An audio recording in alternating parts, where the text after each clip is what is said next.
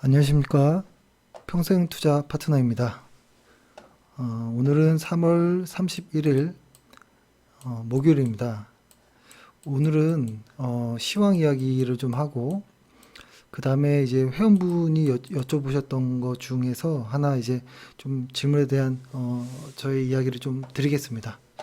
어, 우선 그 회원분의 문의가 어떤 내용이었었냐면 예전에는 어떤 기업을 설명할 때 이 회사가 어떤 회사인지, 그리고 뭐 어떤 비즈니스 모델을 갖고 있는지, 뭐 이런 어떤 좀 스토리에 대한 설명이 있었고, 그 다음에 어 실적 이야기를 해서 좀 이해하기가 좀 수월했다, 이런 이야기를 좀 하시는데요. 근데 요즘에는 왜 기업에 대한 내용을 좀 많이 이야기 안 하느냐, 이렇게 말씀하셔서 좀 이야기를 많이 해달라, 이렇게 문의가 있었다 하더라고요.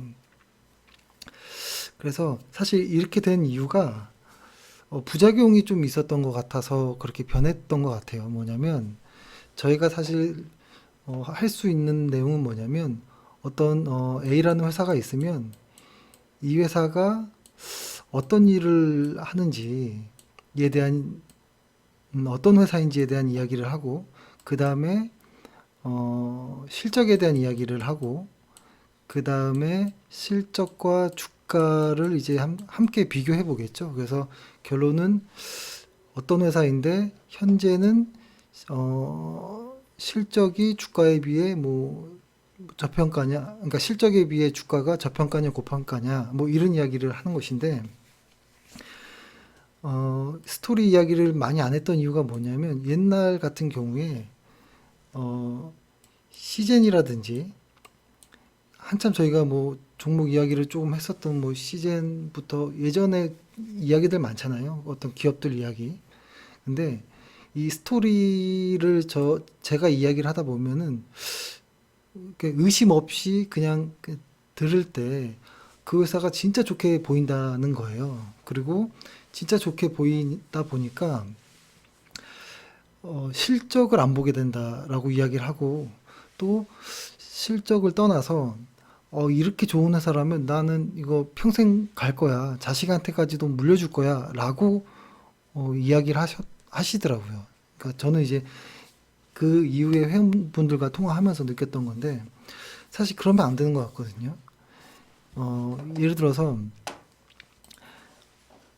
A라는 어떤 빵을 만드는 회사가 있다라고 해보면, 이 회사는 어떤 원료를 사서 어떻게 빵을 만들고 그 빵을 세계 1등 빵으로 만들겠습니다 라는 어떤 목표를 이렇게 제시했어요. 이런 회사라고 소개를 했겠죠.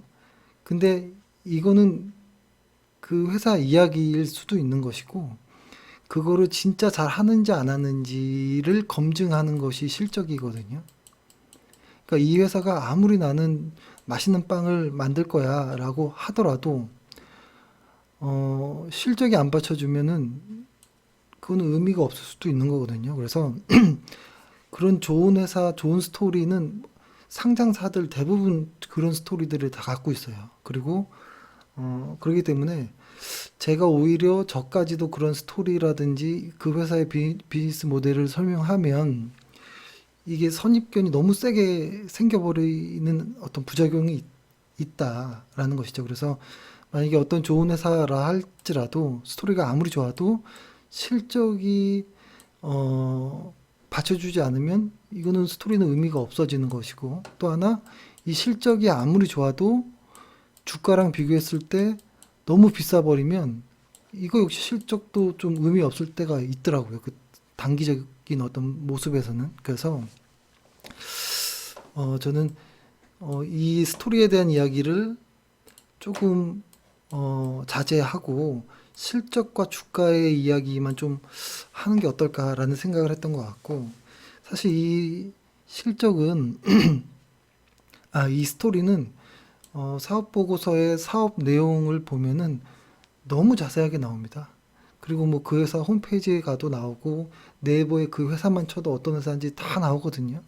근데 많이 나오지 않는 것 중에 하나가 실적과 주가의 관계는 많이 나오지 않는 것 같아서 이 이야기를 좀 하려고 했던 의도는 그렇다라는 거죠. 근데 다만 회원분들이 좀 원하신다면 좀 건조하게, 예를 들어서 예전에 제가 좀 이거 조금 실수했다라고 지나고 났더니 생각 들었던 게, 삼젠이라고 해서 저희가 좋아하는 회사들 시젠, 아미코젠, 뭐 케어젠, 이 이야기 많이 했었던 것 같거든요.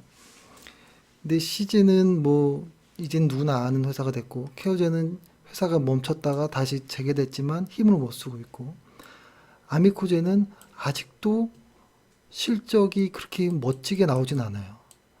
회사의 방향성은 사실 저는 제약바이오 안에서 본다면 1등의 어떤 그 비즈니스 모델을 갖고 있다라고 생각하는데, 아직은 실적으로 보여주기는 멀었어요, 조금. 근데 제가 아미코젠을 이야기했던 게 되게 오래됐거든요. 그러니까 만약에 그때 샀다면 지금까지 너무 힘들었을 수 있어요.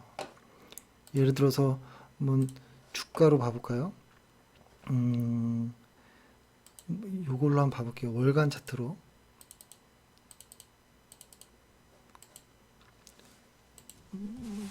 아미코젠.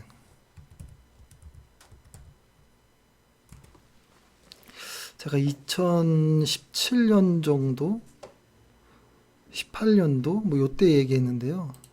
아직도 이렇게 크게 박스권인 것이죠. 근데 뭐 나중에는 언젠가 다 뚫고서 뭐 멀리 갈 수도 있겠지만, 현재는 실적이 그러한 정도를 받침하지는 않는 것 같지만, 회사는 이 회사 점점점 좋은 방향으로 흘러가고 있긴 하는 것 같아요. 그리고 만약에 시젠이라고 해볼까요? 시젠은 좀 이상하죠. 한번 훅 빠지고 확 올라가고 이렇게 내려왔던. 근데 앞으로도 뭐 좋아질 수 있겠지만, 뭐 아무튼 그 실적을 좀 중요하게 봐야 되는 것 같다.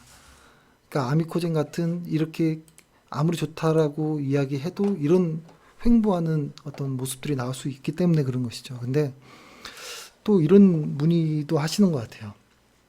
확실히 스토리가 좋으면 막 올라가지 않느냐. 그리고 최근에 어떤 뉴스가 나왔는데 그것 때문에 막 빠지는 거 아니냐. 이렇게까지 연결하시는 분이 있는데, 사실 저는 이렇게 차라리 그런 어떤 기업의 단순한 뉴스를 보는 것보다는 오히려 시장을 보는 게 더 단기적으로는 이득인 것 같은 생각도 있어요. 근데 가끔 정말 어떤 테마로 인해서 막 튀어오르는 것들이 있는데요. 그런 거는 거의 뭐 도박에 가까운, 거의 확률이 지는 뭐 이런 게임인 것 같고, 그나마 조금 확률적으로 단기적으로 볼 수 있는 내용은 시장인 것 같아요. 시장이 어, 상승하느냐, 그 코스피라는 거죠. 시장이 빠지고 있느냐를 봐야 되는데, 예를 들어서 시장이 빠지고 있으면, 지금처럼 코스피가 빠지고 있으면 실적이 좋아도 주식은 빠지는 경우들이 많은 것 같아요.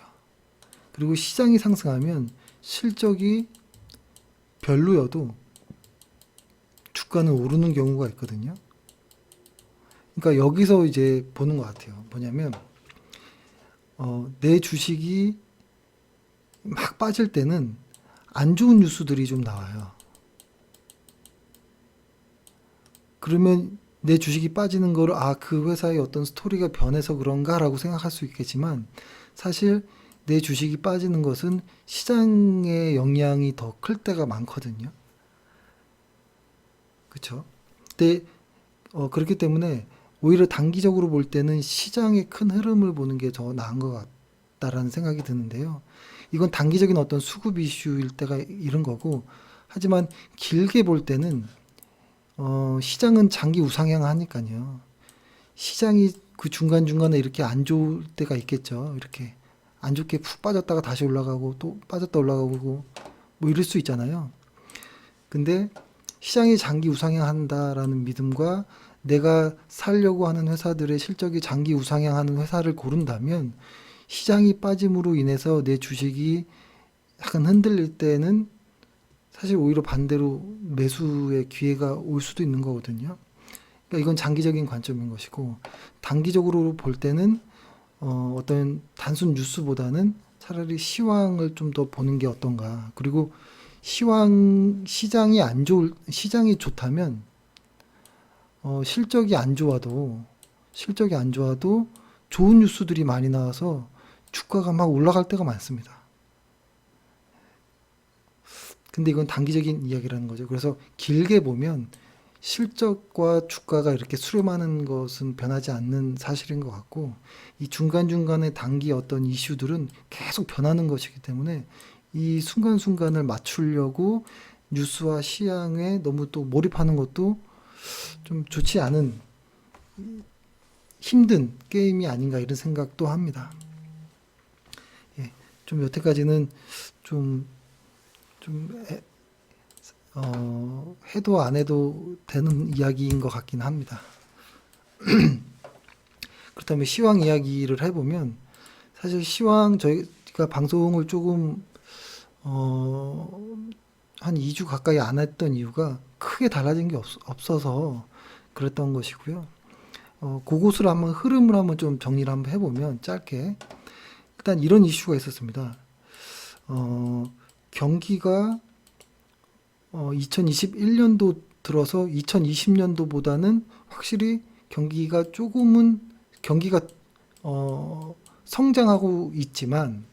성장하고 있고 아직 확장 중이지만 약간의 증감률은 둔화되고 있던 이런 찰나에 연준이 긴축을 한다고 하니까 시장이 긴장을 했던 거죠. 그래서 주식시장이 쭉 하락했던 거고, 코스피 같은 경우는 20%까지 하락했다가 최근에 좀 반등하는 이런 모습이 나온 것인데, 그때 많이 말씀드렸던 것 중에 경기가 침체가 아닌 둔화라면 코스피는 일반적으로 한 20% 정도는 빠지더라 라는 과거의 통계가 있었다는 것이고, 한 코스피가 한 10% 전후는 일상적으로 빠질 수 있는 이런 가격이고, 코스피가 20% 정도까지는 경기 둔화일 때, 둔화와 연준의 긴축이 만났을 때는 한 20% 정도까지 또 빠지더라. 그리고 근데 다만 우리가 두려워하는 것은 경기가 침체일 때 연준이 긴축하는 거 아니야? 지금 상황이 경기가 둔화되는 게 아니고 침체 국면이었던 거 아니야? 라는 우려였거든요. 왜냐하면 경기 둔화가 아닌 경기 침체와 연준의 긴축이 만났을 때는 주식시장이 한 40% 가까이도 빠졌다라는 과거 통계가 있다 보니까 지금 코스피가 2600까지 왔다가 반등했지만 더 빠지는 거 아니야? 뭐 이런 어떤 고민을 했던 것 같은데, 그거는 아니었던 것 같아요. 경기가 지금 확실히 둔화됐다라고는 볼 수는 없었던 내용이었거든요. 근데 거기에 플러스 어떤 러시아 전쟁이 있었고요. 러시아 전쟁이 있었고, 여전히 코로나는 아직 끝나지 않은 그런 상황이었기 때문에 이런 어떤 이슈들이 더 어떻게 바뀔지 모르기 때문에 경기가 침체로 갈 수도 있겠다. 뭐 이런 어떤 우려들이 확실히 있었던 것 같아요. 근데 그럼에도 아직은 코로나 같은 경우에는 점점점 치명률이 낮아지고 전쟁 뉴스도 주식의 파급력으로 봤을 때는 점점 약화되고 있는 이런 상황 안에서 시장이 반등하고 있었거든요. 근데 이게 추세적 상승일까, 일시적 반등인가에 대한 어떤 고민들을 하고 있는 찰나였는데, 그 찰나에 10년물과 2년물이 미국채 10년물과 2년물이 역전되는 현상이 나왔다라는 것이죠. 보통 10년물과 2년, 뭐 10년물과 3개월, 뭐 1개월, 뭐 이런 것들이 역전이 됐을 때 시장은 일정 기간 이후에 반드시 침체가 왔던 것 같은데, 그렇다면 이 침체에 대한 어떤 이슈들이 나오는데 지금 주가는 상승하고 있고, 이거 너무 어떻게 해야 되지? 이런 생각이 어떤 한 가운데였던 것 같거든요. 그래서 최근에 시장이 상승하는데도 그렇게 마음이 편한 게 기쁘지는 않고, 뭐 이런 게 좀 있었던 것 같아요. 근데 여기서 중요한 거는 일정 기간의 시장, 일정 기간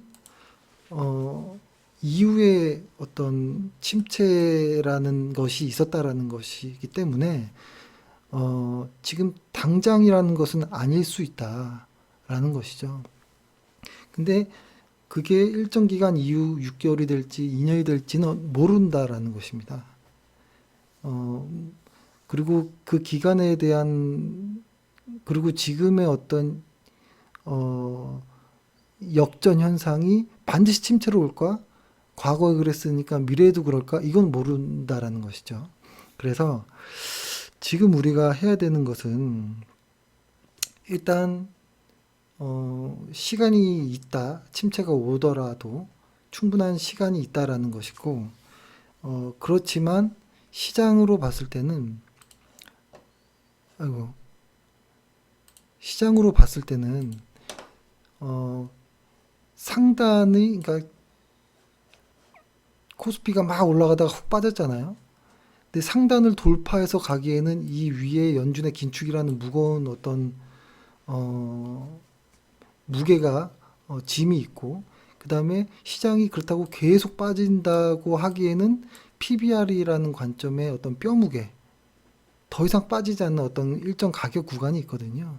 그래서 그 구간 안에서 시장은 당분간 횡보를 할 수 있지 않을까라는 생각을 하는데, 만약에 그 연준, 그 금리의 역전 현상을만 걷어내고 본다면, 약간 우상향하는 시장도 나올 수 있지 않을까? 최근에는 약간의 좀 저도 생각이 좀 바뀌고는 있어요. 하지만 2020년도처럼 강한 상승은 쉽지 않겠다라는 생각이 있습니다. 왜 그러냐면, 연준에서 일단은 인플레이션을 잡겠다라고 이야기를 했기 때문에 수요 둔화를 걱정 안 할 수가 없거든요.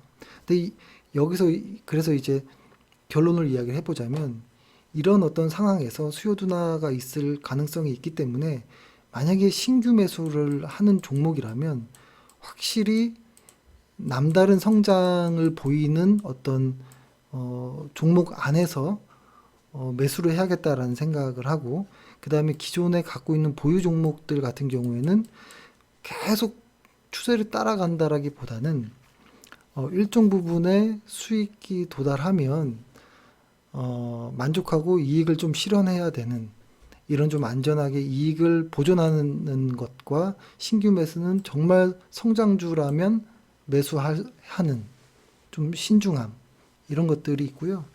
그 다음에 이것들에 대한 어떤 단기 시황은 제가 자주 말씀드렸던 것처럼 피어 앤 그리드를 좀 참고를 하려고 하고요. 그 다음에 한국 시장 같은 경우에는 100일 정도 이동평균선을 기준으로 코스피가 어떻게 반응을 하는지 이를 좀 보겠습니다. 여기 보면은 제가 지금 오늘 새 선을 깔아놨는데요. 80, 100, 120. 정확히 100일이라기보다는 요 언저리, 100일을 기준으로 플러스 마이너스 한 요 정도의 선을 시장이 어떻게 나가는지, 예를 들어서 이거를 제대로 다시 상승 추세를 가려면 일단 이 선 위로 올라가야 되는 것 같아요. 이 선 위로 이렇게 코스피가 이 위로 와야 되거든요. 근데 아직은 이 아래에 있잖아요. 이 아래에 있기 때문에 아직은 시장이 그렇게 확 좋다라기보다는 좀 일정 부분 반등의 어떤 성격이구나 정도로 보고, 아직은 보수적으로 보다가 나중에 혹시라도 이런 이평선들을 깨고 확 올라간다면 그때는 좀 다시 그 시장을 조금 더 다시 다르게 볼 수도 있겠다. 다만 아무튼 이 이평선 아래에 있을 때는 좀 조심하고 수익 난 거는 좀 보존하고, 성장주라면 아주 강한 성장하는 그런 것들, 이런 것들로 좀 해야 되지 않을까라는 좀 생각을 하고 있습니다. 예. 이렇게 해서 방송 마치겠습니다. 감사합니다.